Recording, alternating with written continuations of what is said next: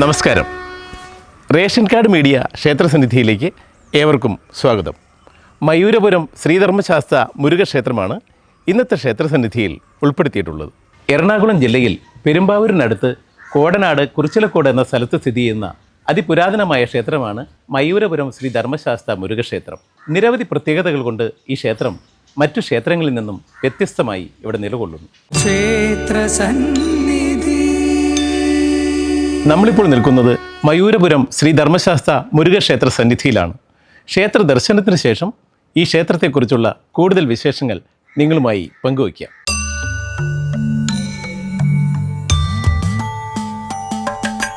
ക്ഷേത്രസന്നിധിയിലമരുന്ന ഭഗവാനും ഭഗവതിയും സദാസമയവും അനുഗ്രഹം ചൊരിയുന്ന സദാസമയവും അനുഗ്രഹം ചൊരിയുന്ന ക്ഷേത്രസന്നിധി.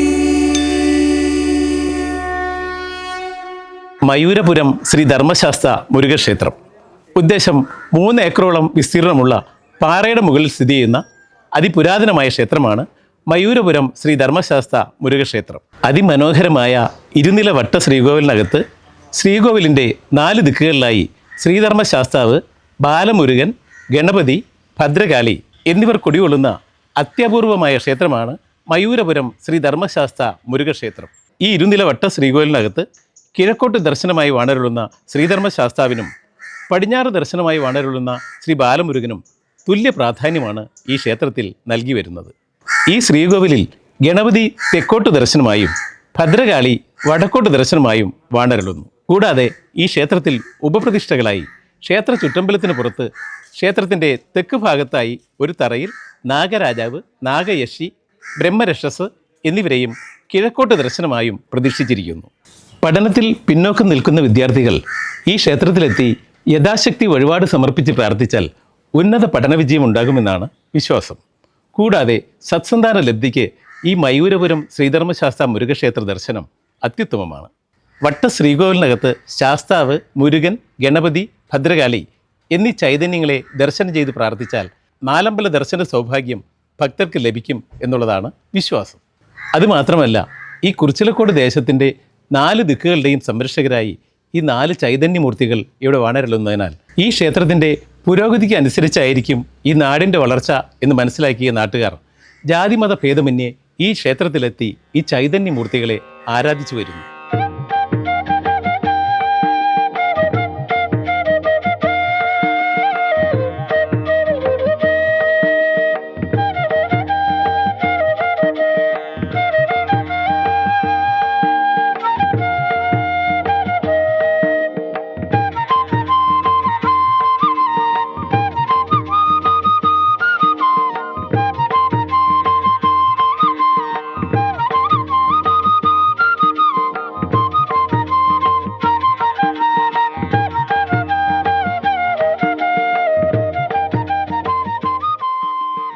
എൻ്റെ വീട്ടിലിരുന്ന് നോക്കിക്കഴിഞ്ഞാൽ സുബ്രഹ്മണ്യ സ്വാമിയുടെ ക്ഷേത്രത്തിൻ്റെ നടയ്ക്ക് വിളക്ക് കത്തിച്ചിരിക്കുന്നത് കാണാം. നാമം ജപിക്കുമ്പോൾ ഇങ്ങോട്ട് നോക്കിയാൽ ഇവിടുത്തെ വിളക്ക് കണ്ടിട്ട് തന്നെയാണ് നാമം ജപിക്കുന്നത്. ആ ഒരു ഐശ്വര്യം എനിക്ക് എന്നും കിട്ടുന്നുണ്ട്.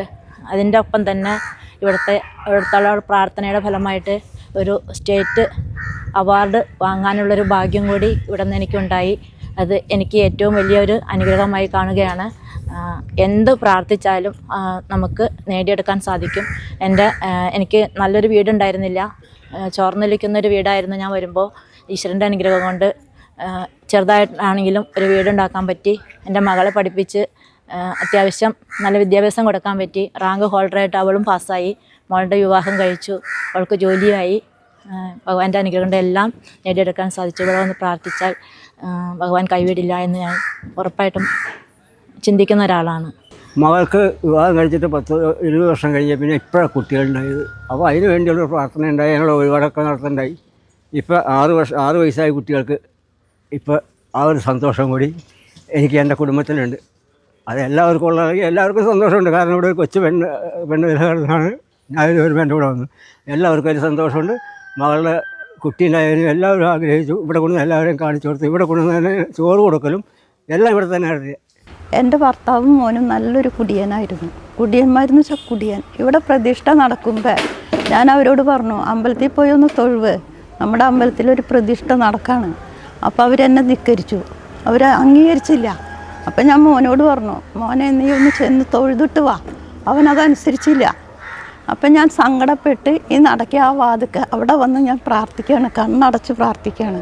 അപ്പോൾ കൃത്യം പ്രതിഷ്ഠ എടുക്കണ സമയം ഞാൻ കണ്ണടച്ച് ഇങ്ങനെ പ്രാർത്ഥിച്ച് കണ്ണീരിങ്ങനെ ഒഴുകിക്കൊണ്ടിരിക്കുകയാണ്. അപ്പോൾ ഒരാൾ വന്ന് എന്നെ ഒറ്റ അടി അടിച്ചു, ഇവിടെ ഒറ്റ അടി അടിച്ചു. ഒരു കറുത്ത മുണ്ടുകൊടുത്ത ആളാണ്, താടിയുണ്ട്.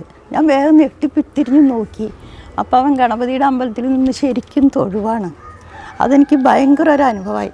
പിന്നെ ഞാൻ ഇവിടെ വന്ന് അവൻ്റെ പേരിൽ എല്ലാ മാസവും രേവതി നാളിൽ ഇവിടെ വന്ന് ഞാൻ പൂജ നടത്താറുണ്ടായിരുന്നു. അങ്ങനെ കുറേ നാൾ നടത്തി കഴിഞ്ഞപ്പോൾ അവൻ്റെ കുടിയും മാറി, അച്ഛൻ്റെയും കുടി മാറി, വീട്ടിലെ തമ്മിത്തല്ലൊക്കെ മാറി, സന്തോഷമായി. അപ്പോൾ അതിൻ്റെ ഇടയ്ക്ക് അവന് ഇൻഫോം പാർക്കിൽ ജോലി കിട്ടി. അവൻ അങ്ങോട്ട് പോയി. 2 വർഷം കഴിഞ്ഞപ്പോൾ അവൻ കല്യാണം കഴിച്ചു.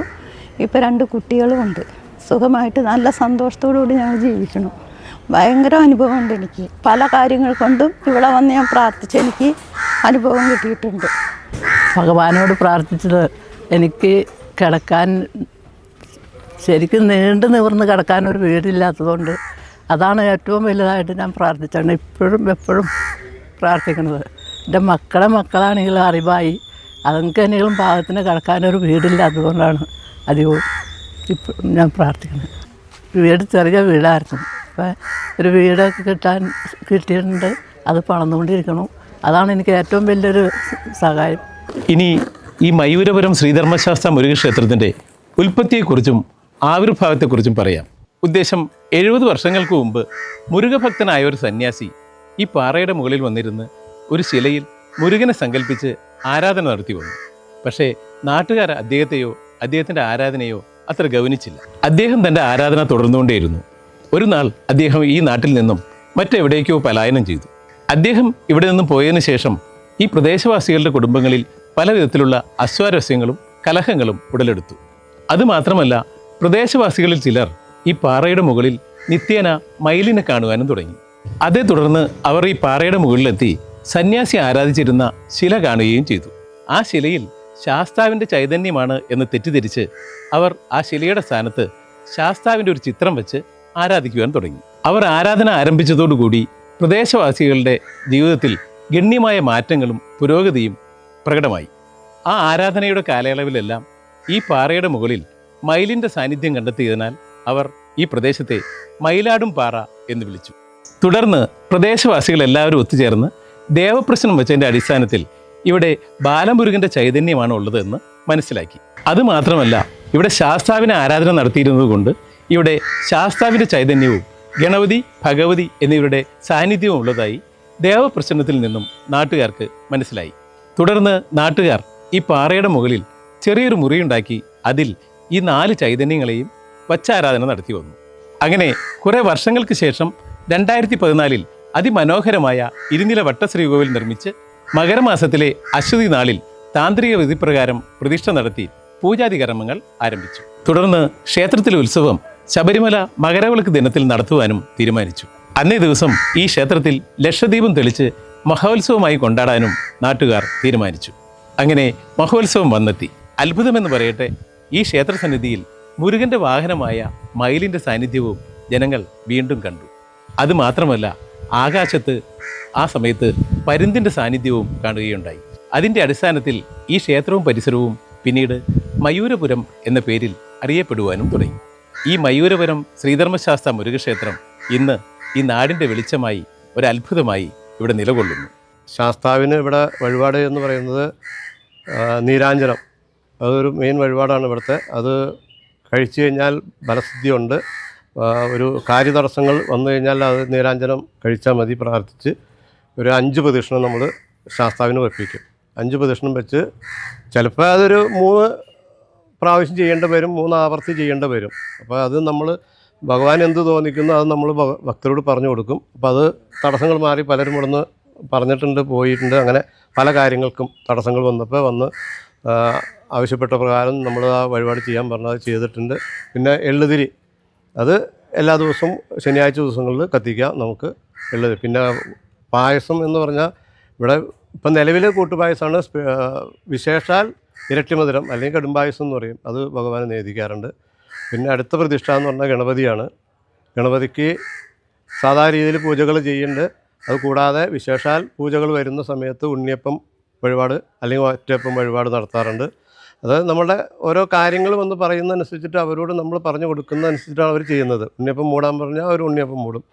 പിന്നെ അത് കഴിഞ്ഞാൽ പിന്നെ ഷഷ്ഠി ആഘോഷിക്കുന്ന സുബ്രഹ്മണ്യനാണ്. സുബ്രഹ്മണ്യന് ശാസ്താവിൻ്റെ അത്രയും തന്നെ തുല്യ പ്രാധാന്യമുള്ളൊരു ക്ഷേത്രമാണ്. പടിഞ്ഞാട്ട് തിരിഞ്ഞിരിക്കുന്ന മുരുകനാണ് ഇവിടെ. ഒരു പ്രത്യേകതയുണ്ട് ഇവിടെ.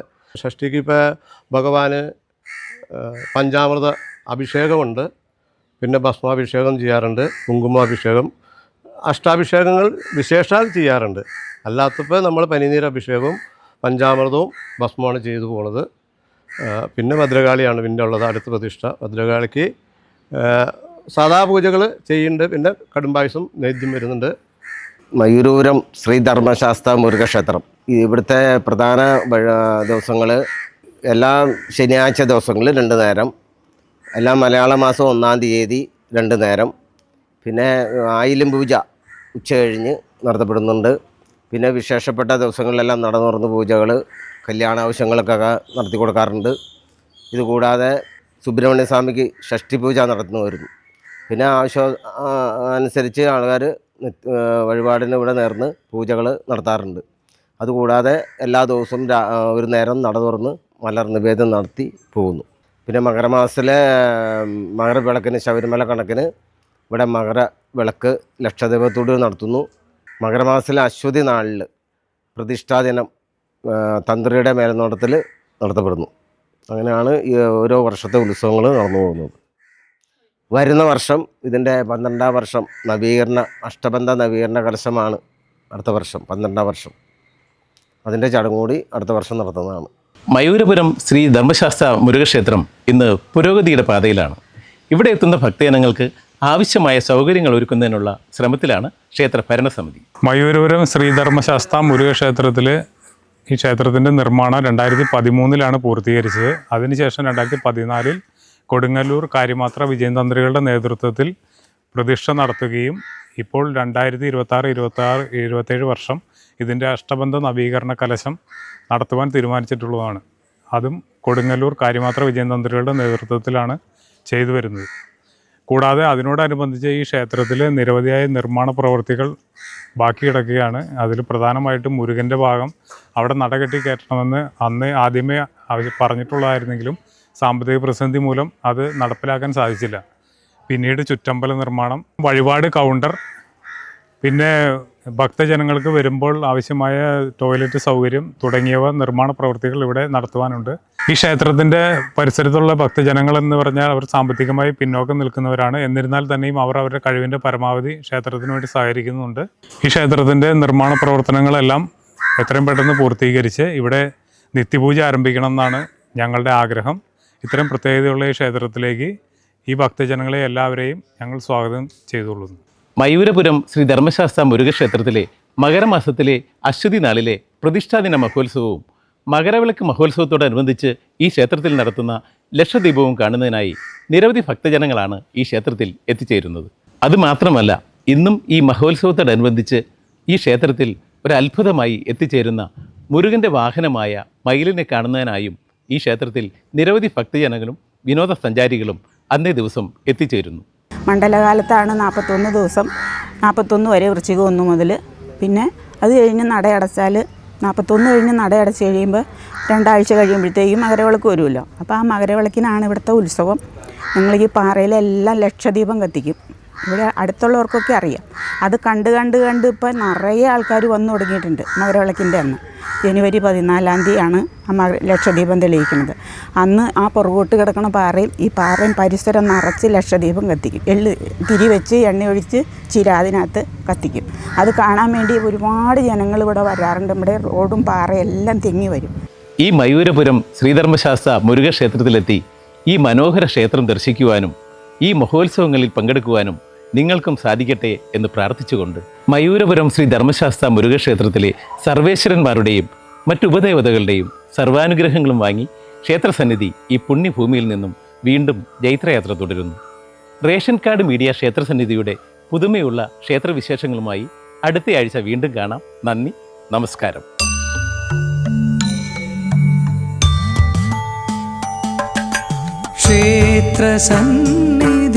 ക്ഷേത്രസന്നിധിയിലമരുന്ന ഭഗവാനും ഭഗവതിയും സദാസമയവും അനുഗ്രഹം ചൊരിയുന്ന സദാസമയവും